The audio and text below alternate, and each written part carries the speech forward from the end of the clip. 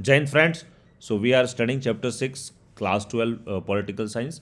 So now next part is हम emergency पढ़ रहे थे उसमें कॉन्टेक्स्ट पढ़ रहे थे तो अब देखते हैं नेक्स्ट क्या है गुजरात एंड बिहार मूवमेंट है ना गुजरात और बिहार के आंदोलन ये अभी हम डिस्कस करने वाले हैं students protests in Gujarat and Bihar both of which were Congress ruled states had far reaching impact on the politics of the two states and national politics.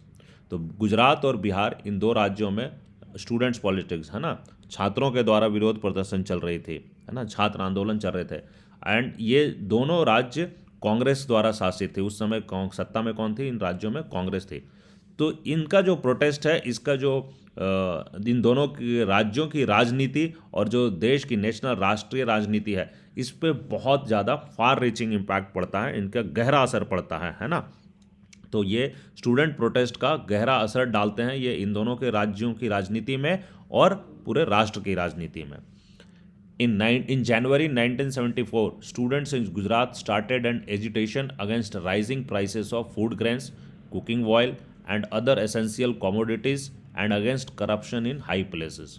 तो जनवरी 1974 में जो गुजरात में स्टूडेंट्स हैं वो आंदोलन स्टार्ट कर देते हैं एजिटेशन स्टार्ट कर देते हैं किस चीज़ के लिए खाद्यान्न खाद्य तेल और अन्य आवश्यक वस्तुओं की बढ़ती हुई कीमत पे है ना और भ्रष्टाचार ऑल्सो है ना तो rising prices of food grains cooking oil and अन्य एसेंशियल कॉमोडिटी और अगेंस्ट करप्शन भी है ना ये आंदोलन स्टार्ट कर देते हैं the students protest was joined by major opposition parties and became widespread leading to the imposition of president's rule in the state तो ये प्रोटेस्ट इतना आंदोलन इतना आगे बढ़ जाता है और इसमें बहुत सारी मेजर जो अपोजिशन पार्टीज है ना कांग्रेस को विरोध में जो पार्टियां होती है उस समय अपोजिशन पार्टी वो इनके साथ जुड़ जाती है तो क्या होता है फिर ये प्रोटेस्ट बहुत वाइड स्प्रेड फैल जाता है और इतना फैल जाता है कि वहाँ पर राष्ट्रपति शासन लगाना पड़ जाता है इम्पोजिशन ऑफ प्रेसिडेंट रूल लगाना पड़ जाता है the opposition parties demanded fresh election to the state legislature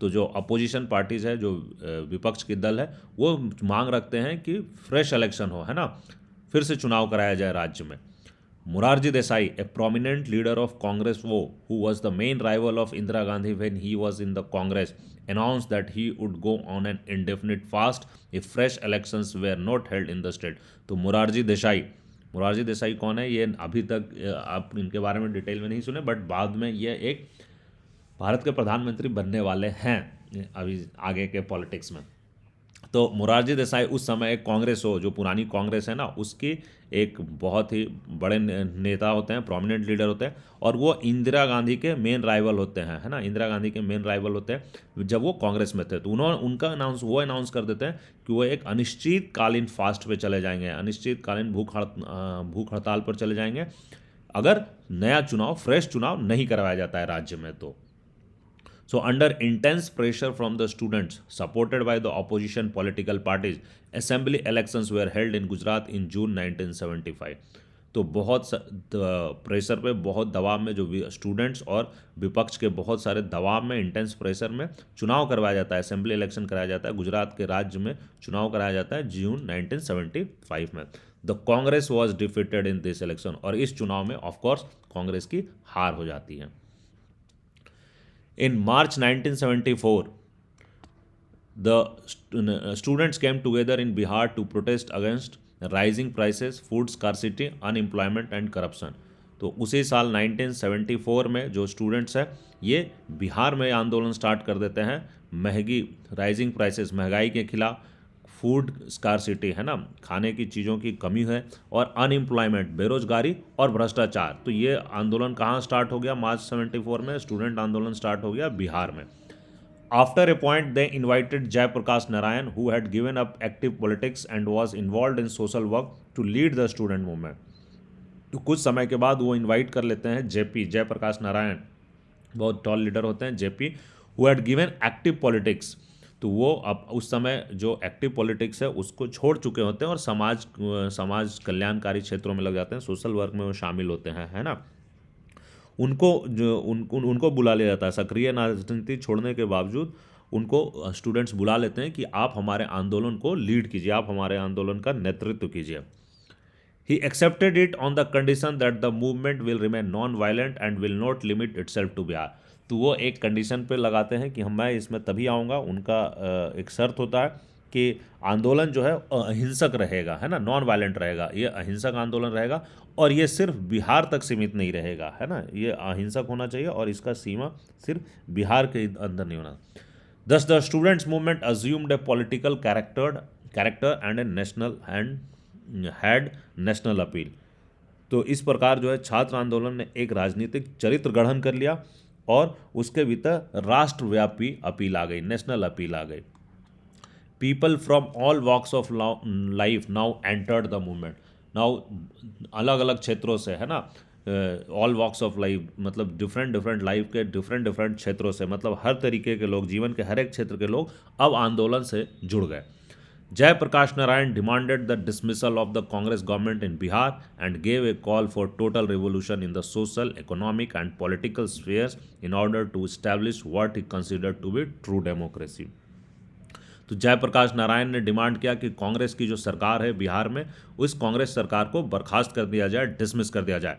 and उन्होंने गैव ए कॉल, उन्होंने मांग रखी, आह्वान किया संपूर्ण क्रांति, टोटल रेवोल्यूशन का उन्होंने आह्वान किया इन सोशल, सामाजिक क्षेत्र में, आर्थिक क्षेत्र में, राजनीतिक क्षेत्र में, है ना, total revolution in social, economic and political sphere in order to establish. और वो उनका कहना था कि इस तभी ये होगा जब यहाँ टोटल रेवोल्यूशन होगा सामाजिक, आर्थिक और राजनीतिक क्षेत्र में, तभी सच्चा डेमोक्रेसी, सही लोकतंत्र स्टैब्लिश की जाएगी, स्थापना किया जा सकता है सही लोकतंत्र का।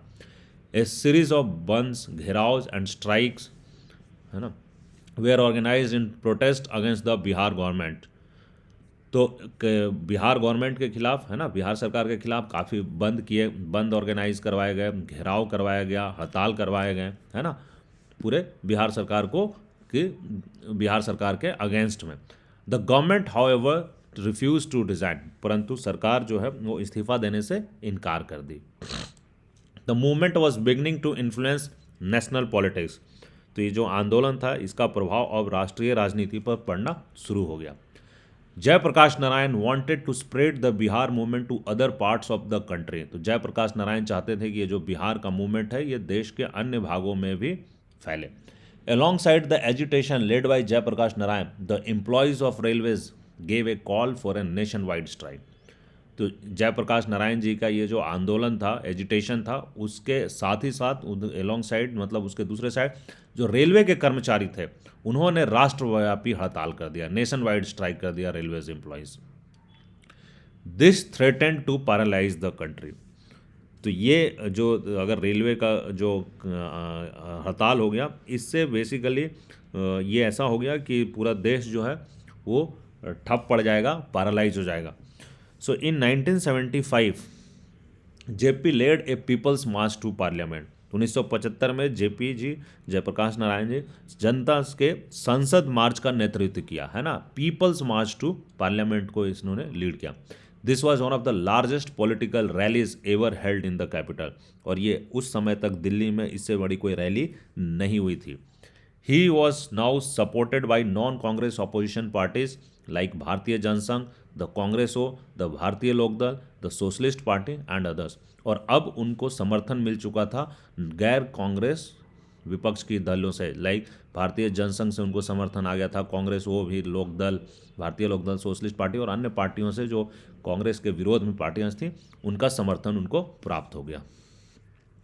These parties were projecting JP as an alternative to Indira Gandhi. और ये पार्टी ऐसा प्रोजेक्ट कर रहे थे, जयप्रकाश नारायण को इंदिरा गांधी के विकल्प के रूप में पेश कर रहे थे। However there were many criticism about his ideas and about the politics of mass agitation that he was employing. परंतु उनके काफ़ी आलोचना भी थी, उनके जो आइडियाज़ थे उनके काफ़ी आलोचनाएं थी, और जिस तरीके का वो राजनीति, पॉलिटिक्स ऑफ मास एजिटेशन, जो आंदोलनवादी राजनीति वो कर रहे थे, उसका भी क्रिटिसिज्म था। But both the government and both the Gujarat and Bihar agitations were seen as anti Congress and rather than opposing the state governments they were seen as protest against the leadership of Indira Gandhi. तो जो दोनों गुजरात और बिहार की जो आंदोलन थी ये कांग्रेस के विरोध में देखा गया, है ना, कि ये कांग्रेस विरोधी आंदोलन है। एंड और रेदर देन ये सरकार स्टेट गवर्नमेंट को विरोध करने के बजाय एक्चुअली ये इंदिरा गांधी की जो लीडरशिप थी ये उसके विरोध में ये आंदोलन है। She believe that the movement was motivated by personal opposition to her, और इंदिरा गांधी का मानना था कि ये आंदोलन उनके प्रति व्यक्तिगत विरोध से प्रेरित है ना, वो पर्सनल अपोजिशन टू हर है, ऐसा उनका मानना था। नेक्स्ट कॉन्टेक्स्ट है दोस्तों, कॉन्फ्लिक्ट विथ जुडिशियरी, न्यायपालिका से संघर्ष। This was also the period when government and the ruling party had many differences with judiciary. ये उस कालखंड में गवर्नमेंट जो है सरकार और जो रूलिंग जुडिशियरी है ना, इन दोनों के बीच में भी काफ़ी डिफरेंसेस थे। Do you remember the discussion about long term conflict between the parliament and the judiciary? You have studied this last year. 3 constitutional issues had emerged. Can the president abridge fundamental rights? The Supreme Court said it no. तो कुछ 3 constitutional already parliament और judiciary में पंगे चल रहे थे, तो उस समय 3 कॉन्स्टिट्यूशनल इशूज उभरे थे, है ना, 3 संवैधानिक मुद्दे उभर कर आए थे। पहला कि क्या पार्लियामेंट फंडामेंटल राइट्स को हटा सकता है, can parliament abridge the fundamental rights, क्या संसद जो है मौलिक अधिकारों में कटौती कर सकता है, ये एक क्वेश्चन था। और सुप्रीम कोर्ट बोला it can not, supreme court ने कहा कि ऐसा नहीं किया जा सकता है, parliament can not abridge fundamental rights. Secondly, can the parliament curtail the right to property by making an amendment. तो जैसा मैंने आपको पिछले 11th क्लास का वीडियोस में पढ़ाया है, फंडामेंटल राइट्स पढ़ाया था, तो उस समय आपको मालूम हुआ कि there was one fundamental right, right to property, है ना। तो जो राइट टू प्रॉपर्टी, तो उस समय सवाल था कि क्या पार्लियामेंट जो है ये फंडामेंटल राइट को एक संशोधन के तहत हटा सकता है, काट छाट कर सकता है, क्या संसद संविधान में संशोधन करके जो संपत्ति का अधिकार है इसमें काट छाट कर सकती है या नहीं। Again, the court said that the parliament cannot amend the constitution in such a manner that rights are curtailed. तो कोर्ट ने उस समय फिर इंटरप्रेट किया कि संसद ऐसा कोई अमेंडमेंट नहीं ला सकती है संविधान में जो अधिकारों को कर्टेल करता हो। Thirdly, the parliament amended the constitution saying that it can abridge fundamental rights for giving effect to directive principles. तो तीसरी बात यह है कि जो पार्लियामेंट है, संसद है, उसने संविधान को अमेंड कर दिया, ऑलरेडी अमेंड कर दिया कि ये फंडामेंटल राइट्स में काट छाट कर सकती है अगर ये राज्य के नीति निर्देशक तत्व जो है directive principle of state policy है उसको इफेक्ट में लाने के लिए ये फंडामेंटल राइट्स को अब्रीज कर सकती है, और इस कारण से पार्लियामेंट ने कॉन्स्टिट्यूशनल अमेंडमेंट ले आया। But the supreme court rejected this provision also, परंतु सुप्रीम कोर्ट ने, सर्वोच्च न्यायालय ने इस प्रावधान को भी निरस्त कर दिया। This led to a crisis as far as the relations between the government and judiciary were concern. तो ये क्या हुआ कि जो सरकार है और जो जुडिशियरी है ना, न्यायपालिका है, उसके बीच में एक संकट की स्थिति आ खड़ा हो गई। You may remember that this crisis culminated in the famous Kesavananda Bharati case. In this case, the court gave a decision that there are some basic features of the constitution and the parliament cannot amend these features. तो आप लोगों को याद होगा सबसे important case है Kesavananda Bharati case, है ना, बहुत ही इंपॉर्टेंट केस है, सबसे ज़्यादा जजेज का बेंच का कोर्ट ये केस है केशवानंदा भारती के। तो इस केस में कोर्ट ने फैसला सुनाया कि जो संविधान के जो मौलिक स्ट्रक्चर्स है, बेसिक फीचर्स है ना, ऑफ कॉन्स्टिट्यूशन, इसको बदलाव नहीं किया जा सकता है, parliament can not amend this features. तो जो संविधान के कुछ बेसिक फीचर है और इस बेसिक फीचर को, बुनियादी ढांचा को, इनको नहीं संशोधन किया जा सकता, इसको पार्लियामेंट नहीं बदल सकती। Two developments further added to the tension between the judiciary and executive. तो ये तो 3 चीज़ें जो जुडिशियरी और गवर्नमेंट के बीच में टेंशन बढ़ाई हुई थी, 2 और मुद्दे आ गए, 2 और ऐसी चीज़ें घटनाक्रम हुई जिससे और ये टेंशन जुडिशियरी और एग्जीक्यूटिव कार्यपालिका और न्यायपालिका के बीच में टेंशन बढ़ जाता है। Immediately after the Supreme Court's decision in 1973 in Keshavananda Bharati case, a vacancy arose for the post of Chief Justice of India.